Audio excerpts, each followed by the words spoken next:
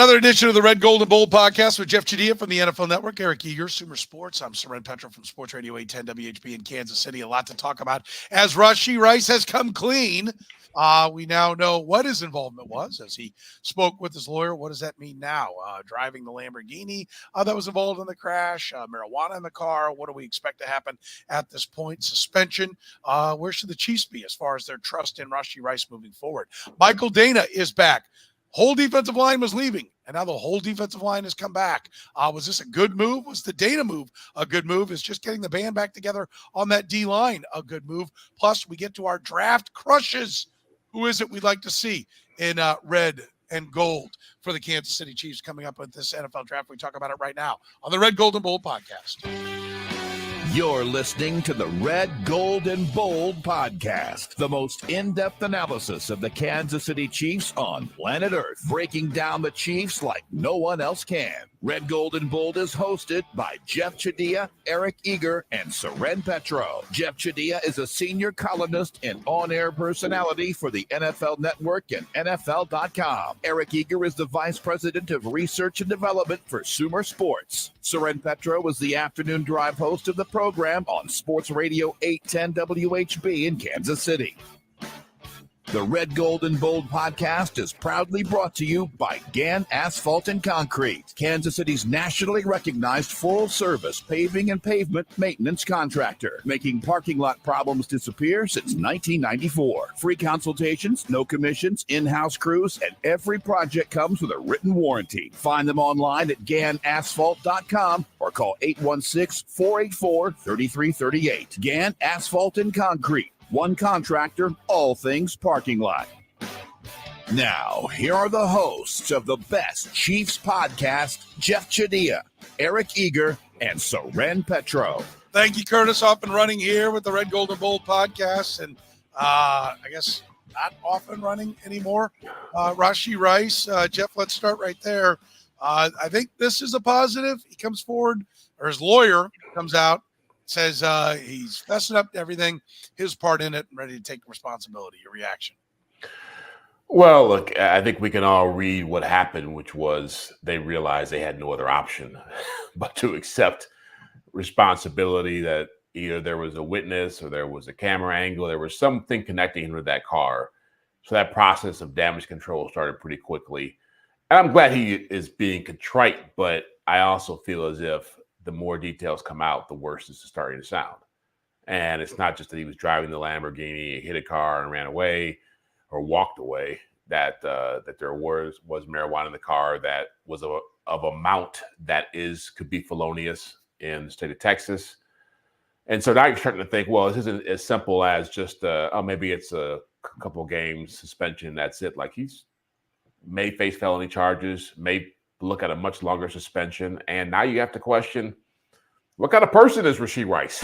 Like, I just don't know how there could be any other way to look at this right now. That's a great point. He is at least the person that, and maybe this isn't a positive, but once he realizes there is no other alternative, he'll step forward. By the way, am I the only one that wonders how it went? You retain one of the biggest, heaviest hitting lawyers in Dallas. And then, okay, yeah, my retainers, 50 grand, 75 grand, whatever it is. Okay, great. Here's the check. Okay, got it. Yeah, I'll give that to my assistant. She'll cash it. Okay, so what do we do? You confess. What? I could have confessed on my own. I didn't need to give you 75 grand to, or whatever it costs. I don't know how much it is to get a big, heavy hitting lawyer. I am kind of curious, like, this is your grand plan here? Like, I need Johnny Cochran. If it doesn't fit, we must acquit. Like, come on, what do we got here? What am I paying here to just come forward and throw myself at the mercy of the court, for God's sake? Eric, what do you think? Yeah, I'm not a legal expert, but it feels like he could have just done a little bit better than that. Yeah, I agree wholeheartedly with Jeff on this, because it's, I'd said on the last show, a scout friend of mine that I heard from said, great player, bad person. Like, it doesn't necessarily, give rise to a different opinion here.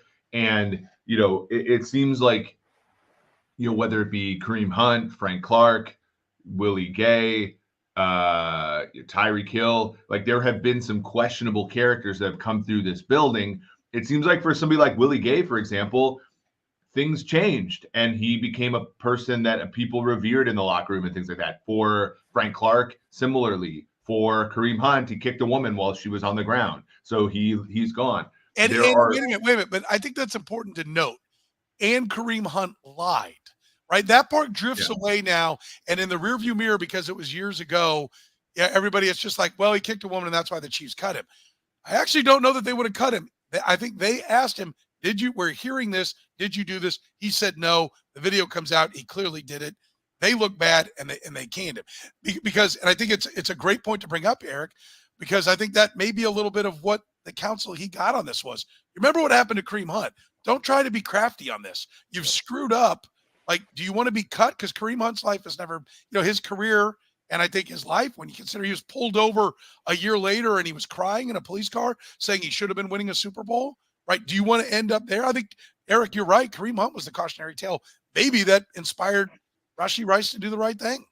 Yeah, and the thing is like, it doesn't actually matter whether Willie Gay was a good dude coming out of Mississippi State or Frank Clark was a good guy and whether he, stole the laptops or not or whatever the hell. Like, eventually those guys in the cocoon of Kansas City became citizens that were reputable, right? And to your point about Kareem Hunt, like, by all indications, Kareem Hunt has become a decent enough member. And to your point, like, in the NFL with the resources you can, and that's probably what the lawyer did say to Rashee Rice is like, get your shit together and things will be okay, but you got to start by telling the truth.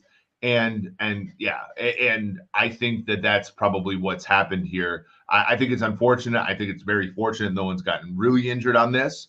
But yeah, I agree with Jeff. It's like, we do have to kind of question from a risk standpoint, if you're Kansas City, like, this is certainly the kind of guy he is, and can it happen again? Yeah, no doubt. By the way, we're brought to you by Gann Asphalt and Concrete, nationally recognized full-service paving and pavement maintenance contractor. Parking lot problems, they've been making them disappear since 1994, hence the 30th anniversary logo that you see right here. If you're catching us via the stream, remember we do stream on Tuesday nights. You can catch the stream if you're catching us via the podcast. Don't risk accidents and liability in your parking lot. You can get your parking lot restriped today. A brightly striped lot cuts down on accidents.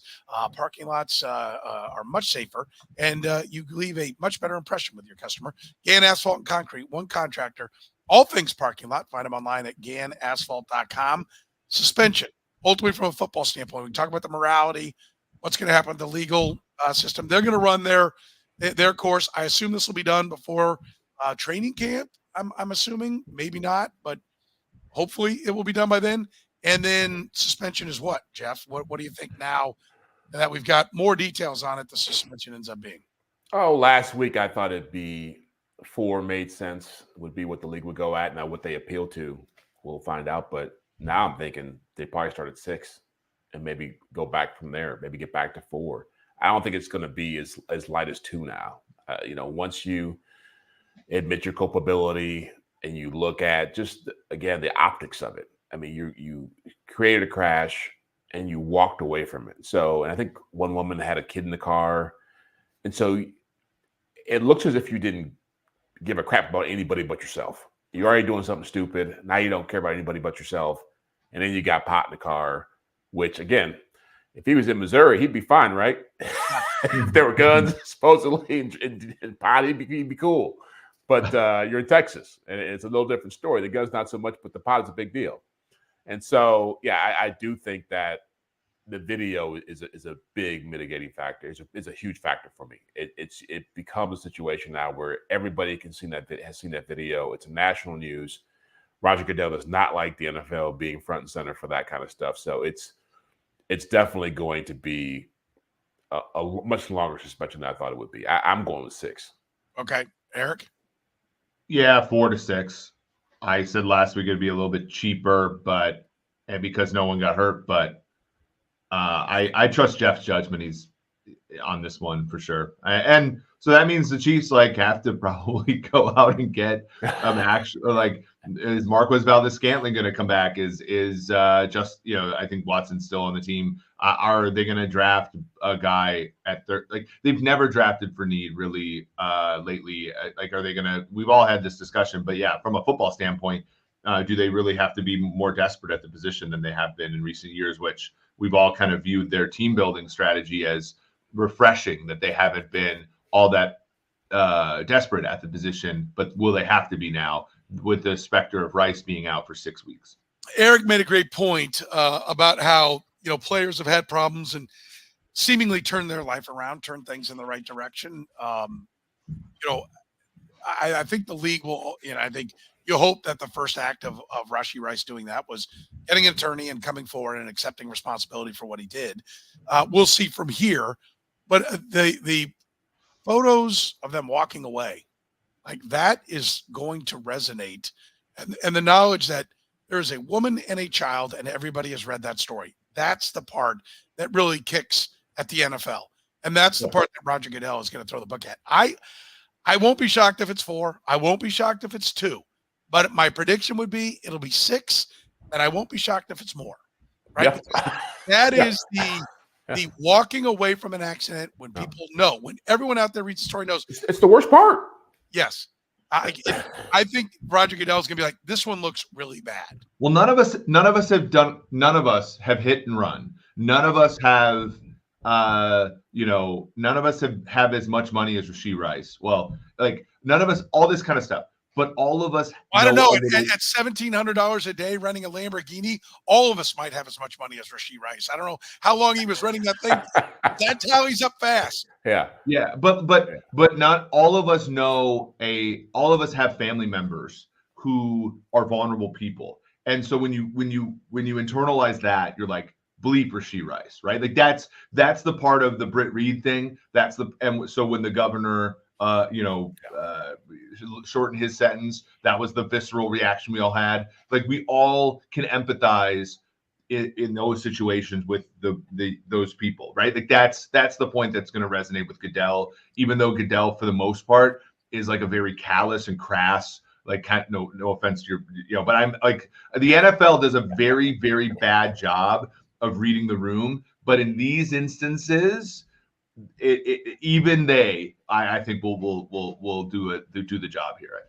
I think right now, Jeff, the Chiefs have to view him as a one contract and done, right? Yeah. He has 3 years, or really 2 years before they have to. Well, they don't have a 5th-year option. He's got 3 years, and probably 2, because you'd like to extend the guy before he gets into that final year. But he's got 2 years to really rebuild trust with the team. But right now, if you're the Chiefs, you have to view him as one contract in the door, right? Yeah, the opportunity to rebuild it. But right now, walking away from that scene, like, you can't be like, oh yeah, this is a guy we want to put $30 million guaranteed into. Exactly. That's what I was about to say. The number that you be talking about for a player like that, as he matures and grows, you would imagine he would be in the category of, well, God, he probably more than $30 million a year by the time he gets to free agency. That is it worth that type of risk? And again, I don't know. It kind of bothered me when his lawyer made the comment to whoever was doing the press conference of saying, hey, why don't you talk about who he is as opposed to what he just did? It's one thing. We all make mistakes. It's all we know about the guy, aside from being a good football player. Sorry, dude. I can't help you with that one. All I know about Rashee Rice off the field is this. And so maybe he's a great guy. And I agree. A lot of these guys do grow up. I mean, Tyreek Hill is a totally different person now than what he was when he came to the Chiefs and when he had his issues. And I'm all for second chances. I'm all for guys growing up and maturing. But in this moment right now, it's hard to sit here and say, if you're Brett Veach, you feel comfortable, because as Eric said, if you've already had some issues in college that were red flags, now you got to sit here and wonder, how much more can you tolerate moving forward? And so, I do think he might end up being a one-term player. It's unfortunate, but there's a good chance of it now. And it's also, I mean, look, like, I think people get bored with comparing the Chiefs to the Patriots, but that's what the Patriots never paid the Rashee Rices of the world either. They traded Deion, and like, from all indications, I don't remember Deion, but Deion Branch is like their Rashee Rice. And they traded his ass so fast after the 3 Super Bowls. Like, this is just a run of the mill. Like, our baseline expectation is that the Rashee Rice could be the choir boy, and he's probably going to leave after his first contract anyway. And this just, this probably just accelerates the situation. It's going to be probably be a thing, and it'll be interesting to see what does he have to do to earn a second contract with the Chiefs. It just makes that bar incredible. He has to be the heir apparent to Travis Kelce, and then some now, right? At first, he had to be the heir apparent to Travis Kelce. And now it's got to be also a locker room leader the way that Travis is. And remember, guys, Travis, Travis wasn't an off the field issue that much. Like, he was in Cincinnati, but not to this degree. He was on the field, throwing towels at referees, making symbols with his hands that we won't make on the show. Like, he was an issue early on, and he certainly has grown up since early career. So it's not out of the woods that, these guys are young people. We have to give them, they're young people dealing with resources that a lot of young people don't have. So we'll give them some grace, but it does look bad. And now he's got a humongous mountain to climb to earn a second contract with his franchise. Yeah, I would say that the one thing I want to see next from him is that training camp. I want him to be made available right away. Yep. And I want him, which is on the Chiefs, but it's also it'll be a bad sign if he's not, because it means they're worried about what he's going to say. Yep. Right. And so guys they trust, they make available. Right. Nick Bolton is always available. They know he's never going to say anything wrong, and he's going to say almost nothing. So they will make Nick Bolton available all the time. I want to see Rashee Rice early.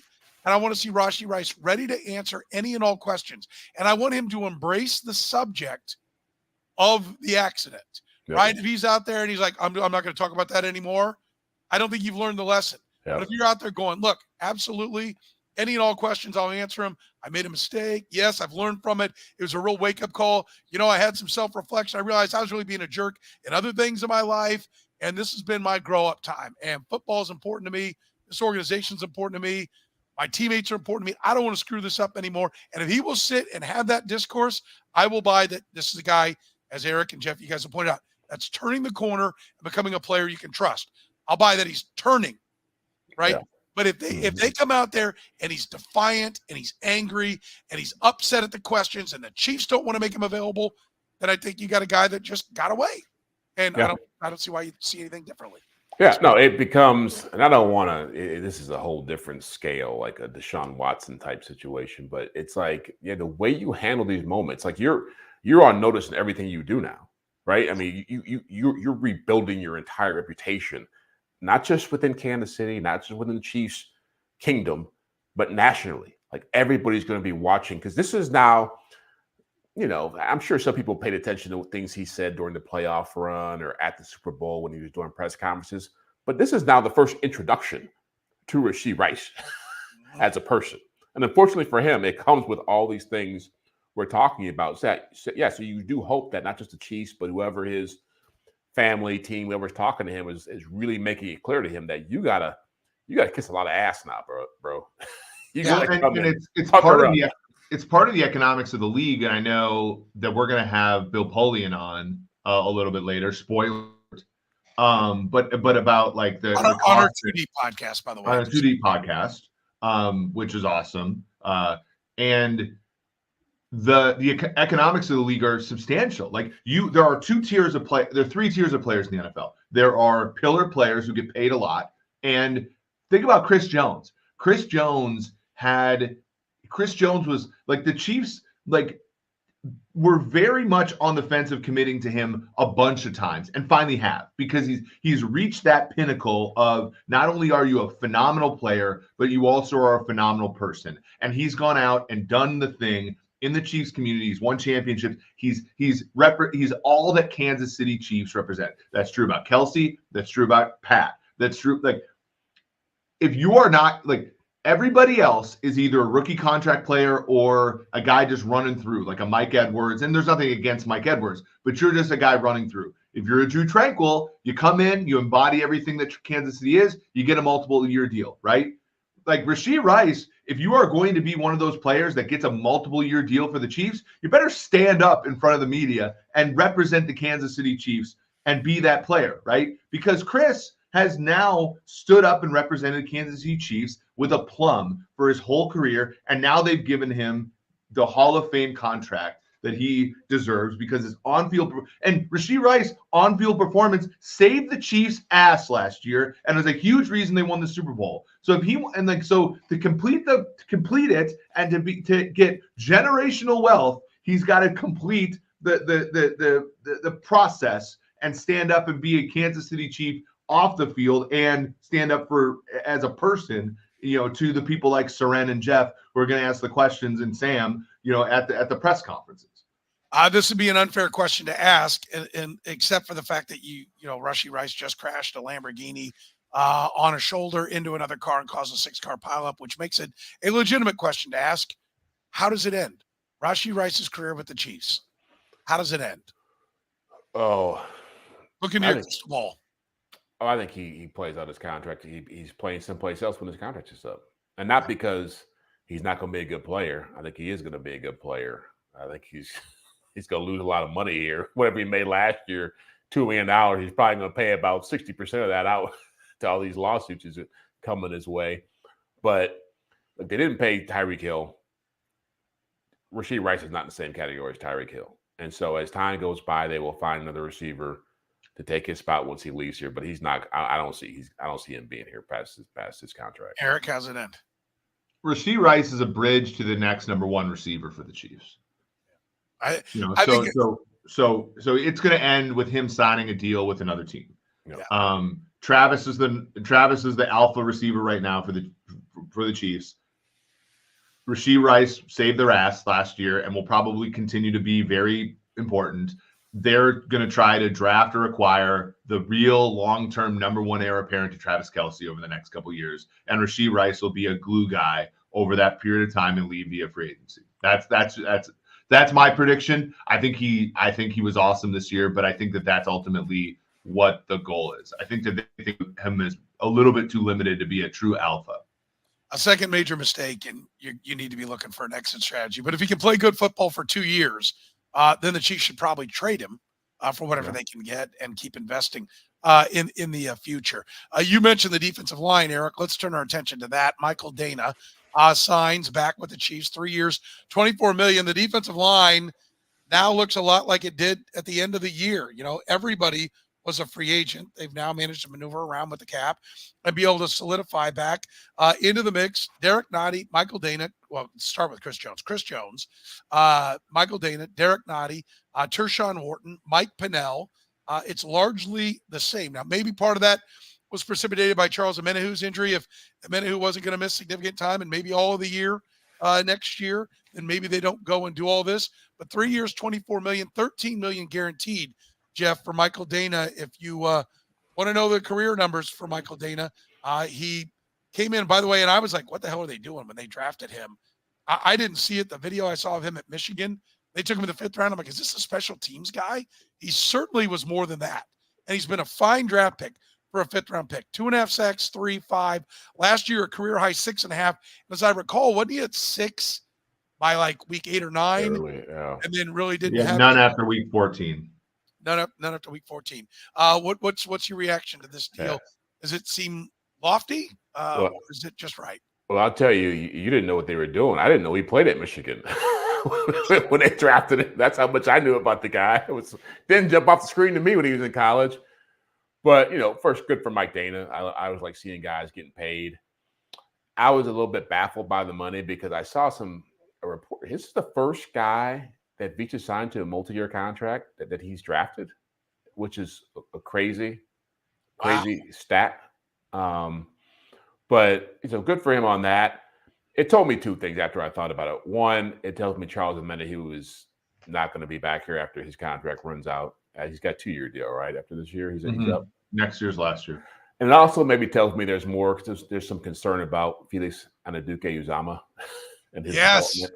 That's so when you're talking about making a 3-year commitment to a guy who's a backup defensive end, you see him as a starter at some point. And I don't see George Karlaftis being the problem here. I don't see Chris Jones being the problem.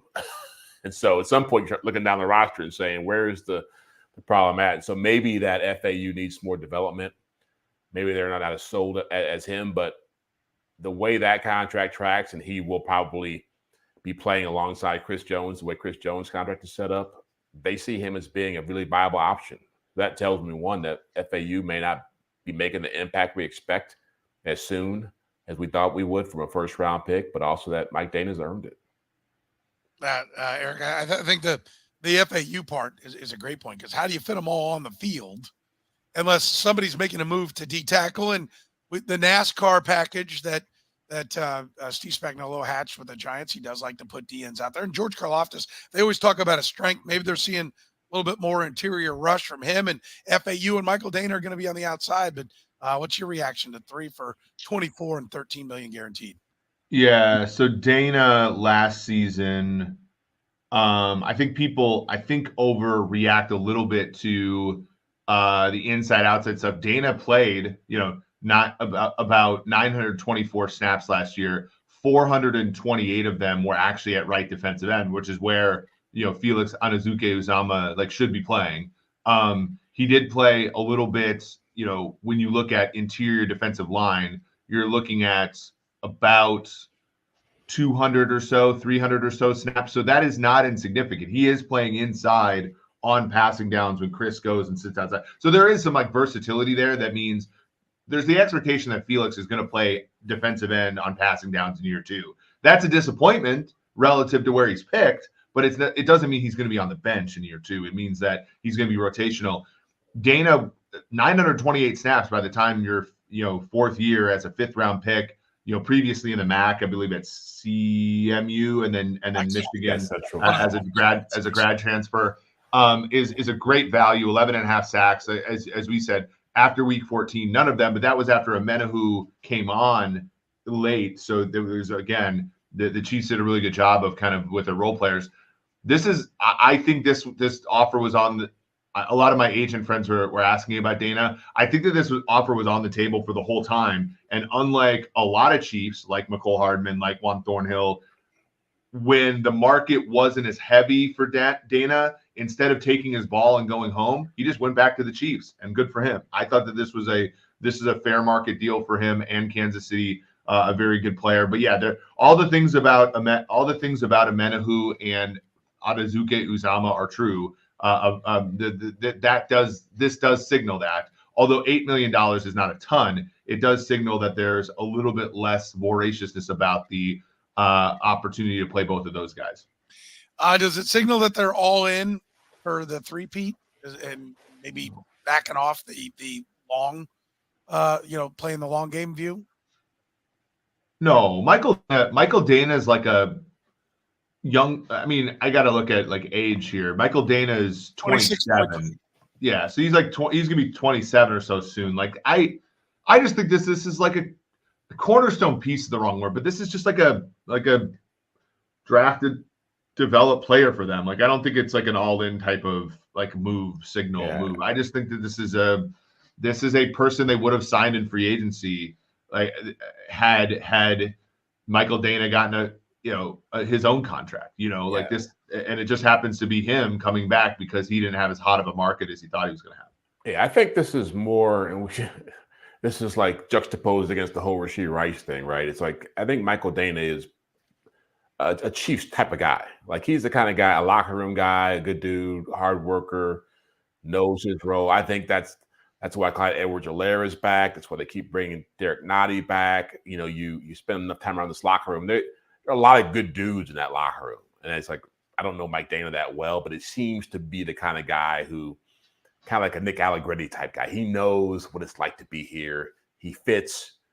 And he's good. He's good at what he does, right? And so I think that's what he brings to the table, more so than just the whole, can we repeat with this guy playing edge for us? 5.5 sacks in the first 8 games of the year, and then 1 sack the rest of the way. So, sacks aren't everything. Amenahu was suspended for all those games, right? So it does signal a little bit of being there for when the team needed him type of thing. Yeah, that's a great point. And I mean, he was not going to be there early, so probably more production for Michael Danna this go around.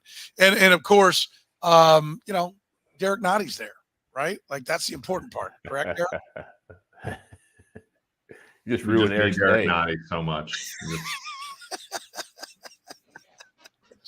I just love your reaction to Derek. You said Jeff said he's the first Brett Veach drafted player, Michael Danna, to get a multi-year deal, right? Because Eric Notty's on the perennial 1 year. DeMarcus, well, yeah. Yeah, so that's the big difference there. By the way, right now on the D line, what do they got? 19% of their cap on almost 20% of their cap on the defensive line. So, Andy Reid loves his D line. We'll see. Maybe it keeps him from drafting a defensive lineman this year. Let's talk about the draft. Our draft crushes. By the way, we're brought to you by Gann Asphalt and Concrete with free consultations, no commissions, in-house crews, every project coming with a written warranty. Gann Asphalt keeps your parking lot safe, helps you and your business avoid unnecessary delays and costly expenses. Find them online at GannAsphalt.com. That's Gann with 2 N's, Gann, asphalt.com. One contractor, all things parking lots. Who wants to go first? Should we go with Jeff? You got a draft crush for these Kansas City Chiefs? What are we going to do? I've got 3. How many? Yeah, I got 3. They're all at receiver. I mean, I know you're more probably on the big guys, but I've got a wide out in there too. You got a wide out in there? Okay. I got 2 big boys and a wide out. Yeah. Now, here's what I'll say. I'll give you a guy who I think is a dream guy. I'll give you a guy who I think will be there, and I'll give you a guy who makes sense if they go second round receiver. Okay. The dream guy is Brian Thomas from LSU. I mean, he's big, he's fast. I think he's kind of gotten lost in the conversation because it's such a receiver-heavy draft with Marvin Harrison and the Doomsday and the guy Malik Neighbors who he played with. But he's long, he's 6'4", he's got great hands. He's everything you want to have in a modern receiver. And so I don't think he's going to be there. Yeah, I think that maybe he gets into the mid-20s with the way this class is, but so he's the trade-up crush. Yeah, he's a trade-up crush. A guy who I think will be there is A.D. Mitchell from Texas. Again, similar body type, blew it up at the combine, great speed. A guy who I think will be in the second round, who's a good fit, who I think is what they would hope that Sky Moore could have become, is Roman Wilson from Michigan, who is also can get in. He ran a 4.4 at the combine, I think, but they say he can get into the 4.3s.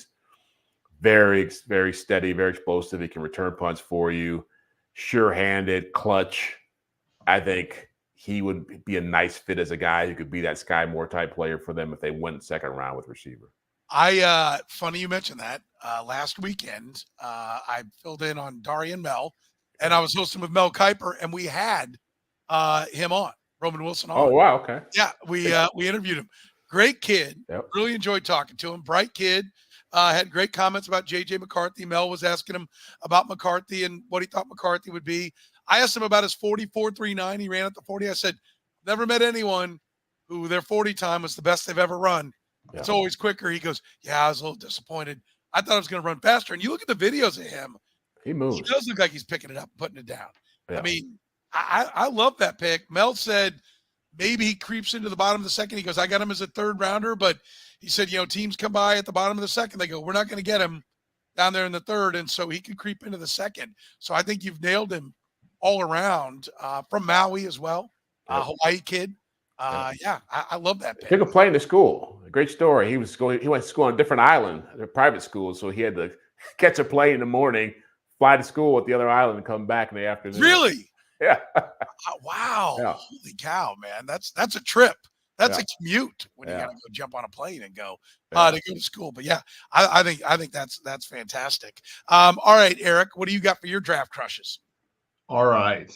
These are Chiefs needs. First of all, what do you think of his? What do you think of Jeff's? Oh, they're all great. Brian Thomas is the classic do you know football pick. Like, he's the Chris Olave to Garrett Wilson, I think, where everybody's talking about Malik Neighbors, and he's awesome, and there's nothing to take away from him. But Brian Thomas had, 6 100-yard games. He had 87 targets, had 1,100 yards and 17 touchdowns on 87. But no one's talking about him because obviously Malik Neighbors is phenomenal and deserves all the attention. But the last time LSU had a situation like this, Justin Jefferson was that guy, right? You don't remember Justin Jefferson was the player.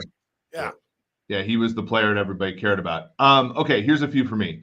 Tavondre Sweat defensive tackle, 6'4", 360. I'm always looking for somebody to replace Derek Nottie. He was 91.7 PFF grade, was first in the entire country. Texas boy.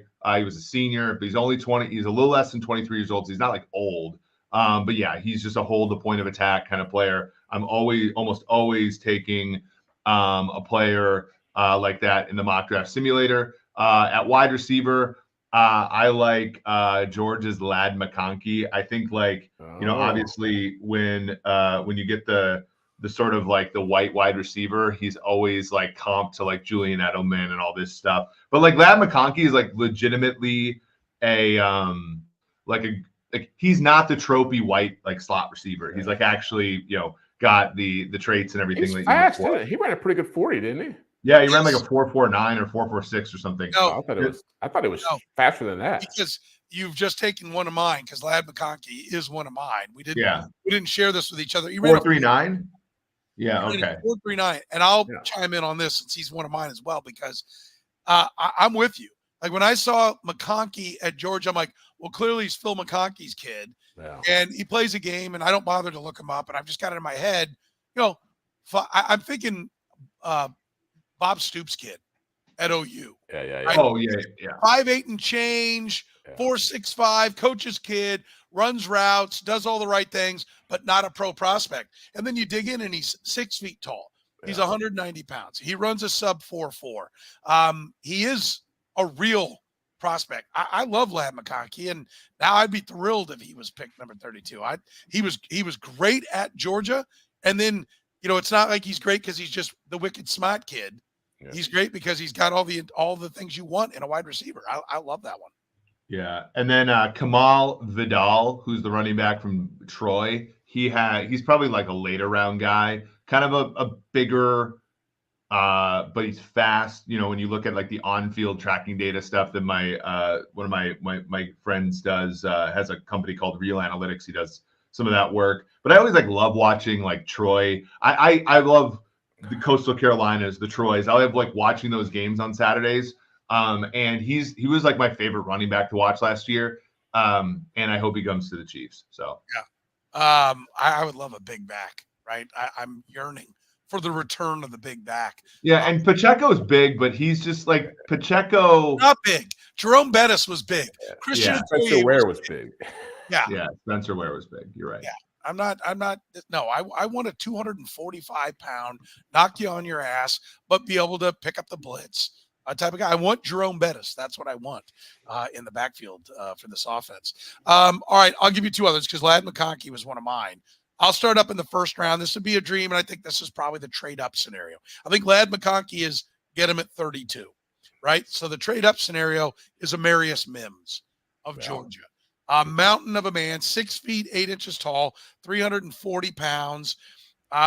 He tests pretty similar to Joe Alt, right? As far as height, arm length, 36 and an 1/8 inch, over 36-inch arms, which I know is something that the Chiefs absolutely not just love, but require out of their offensive tackles. He's got that kind of arm length. He's battled injuries, and I think the question is, do the injuries push him down to where the Chiefs can get him at 32 or maybe go to 25, or do the measurables and the pedigree, being a 5-star recruit and all that, take him up to like 13, 14, 15? That's the question. If you can get up to 20, if you can make the Trent McDuffie deal and go from 32 to 20, I'm interested in Amarius Mims, right? I think that is, you can put him at left tackle, and maybe he's not going to be Jonathan Ogden, but you're not going to have to chip every time. He's a legit left tackle with long arms. At the very least, you get the guy they just traded to let go to the Bengals, Orlando Brown. The very least, you're getting Orlando Brown, and he's cheap, and you got him for 5 years. And then my down the road, like second round, maybe third round, and I brought this guy up to Mel during one of the breaks. I said, Mel, where you got Kiran Amegaji going? And by the way, he pronounced it a lot better. Kiran, last name Amegadjie. Do you know what school he goes to? BYU. Yale. He does have a Y. Yeah, I remember Yale. Yeah. He does have a Y on his helmet, but it's for Yale. It's not for BYU. Offensive tackle, 6'5", 323 pounds, 36th and an 1/8 inch arm length. Very athletic. He too got hurt. He tore a quad or something at one of the deals. But there's one video I saw. It's you can see the athleticism. They kind of show him just firing out. And he is quick, and he's got long arms. I think the Chiefs will probably have to get him at the end of round 2 or trade back in round 2, get him at the top of round 3. But he is a legit left tackle prospect with the athleticism and the length. So bring him in, play him at guard for a year or swing tackle or a year as an apprentice, and then hopefully the athleticism. Clearly he's a smart kid. Yeah, wicked smart. Wicked smart because he plays at Yale. But, I love the idea of them finding their long-term answer at left tackle. Eric, you want to shoot holes in any of my guys? No, I keep taking that Yale guy too. I like that one. Yeah, I love it. Jeff, you got any rubs with any of those picks? No, I like it. I knew you were going to go big boys. I mean, you want to tackle bad in this draft. I didn't go that route because I can't pronounce half the names of the guys who were hired. I've never seen a draft with more but yeah, every name of the top 5 guys except for Joe Alt is kills your tongue, trying to twist your tongue in circles trying to pronounce it. Full disclosure and love to NFL.com. I love their prospect page that you guys have at NFL.com. And so it's Mims' first name. It's just Amarius, but for whatever reason, I can't remember that. So I put in Mims, Georgia offensive tackle, NFL.com prospect page. And it took me right to it, but I can't remember his first name to save my life. I got no hope with Kieran's last name until I get Felix Anudike-Uzomah, who I saw play at K-State. Watched a lot of his games, heard his name called. It still took me about a week after the Chiefs drafted him to get my cadence and flow down on the day. It'll take me at least. And he didn't do much rookie year, so he didn't help much in that regard either. No, but I had it going into camp. I was ready to go. It took me about a week after the draft. Those are I like those. Wide out tackle. Eric's got a running back late. He's got a D tackle as he's trying to replace Derek. People think I don't like running backs. I love running backs. I just love take a kid from Troy in the 5th round who's a bowling ball that runs good, runs well. No, I'm with you. Don't forget, we're always brought to you by our friends at Gann Asphalt and Concrete. The free consultations, no commissions, the crew, it's all in-house, all their people. Every project comes with a written warranty. They're Kansas City's best. That's why they've been in business for 30 years. One contractor, all things parking lot. It's Gann Asphalt and Concrete. So for Jeffri Chadiha from the NFL Network, Eric Eager from Super Sports, I'm Soren Petro saying thank you very much for joining us here on the